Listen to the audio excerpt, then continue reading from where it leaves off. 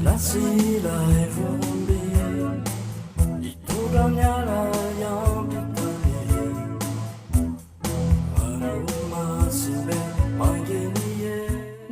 ranay manana dia mpikambana tao anatin'ny tarika Zopanage hatrany am-piandohana tamin'ny taona 20 ary izay indrindra no antony ny safidianana ny anarana hoe Ndrina Zopanage eny Antsehatra.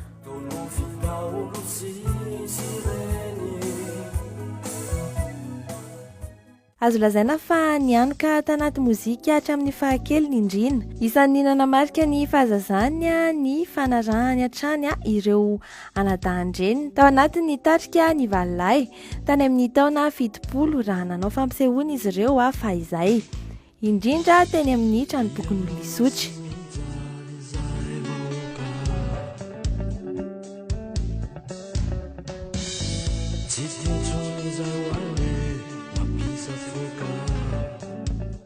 Manoratra sy mamorona ary mitendry izy. Maromaro ny hiran'ny Zopanage no mitondra ny isiniany.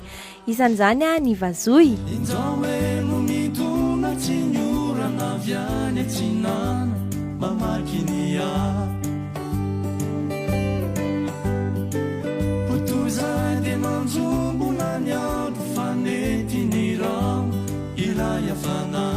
Ny andro anio.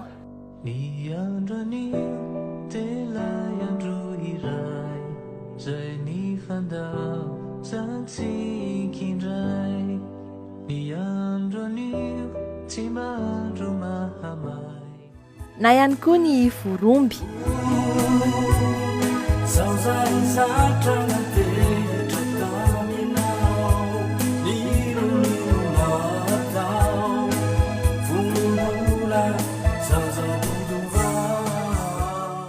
Ny gadona pop folk no tena isany manavanana azy ary voiziny ihany koa. Raha niala tanindrazana izy tamin'ny taona 420 nanohy ny fianarany tany ala Frantsa tany dia zavatra iray tsy mba navelany ny mozika. Tamin'ireny fotoana ireny ihany koa no nananganany ny tarika ako tany Marseille tany ary efa natafavoaka kapila 33 tours izy ireo tamin'izany fotoana izany.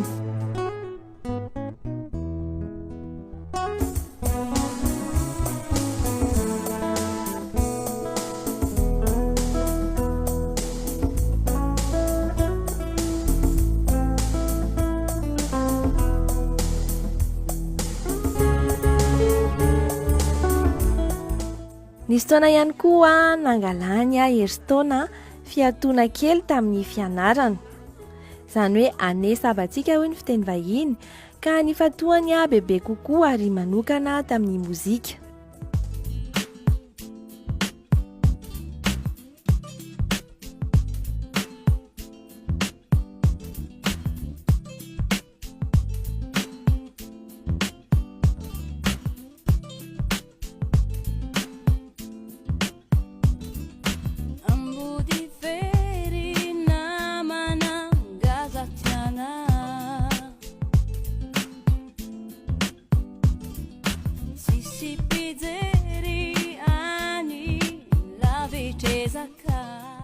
Anisany nandaniny ireny fotoanan'ireny ihany koa ny nanampy ireo artista malagasy tonga tany ala Frantsa nanao fampisehoana. Tao ihany koa ny niandreketany Fandaharana miompana amin'ny mozika tamina fampielezam-peo tany atsimon'ny Frantsa.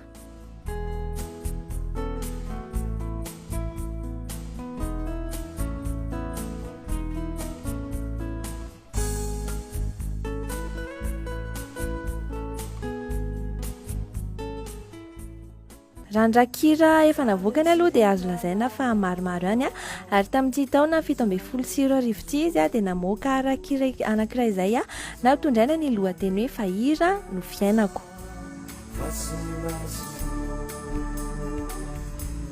Izao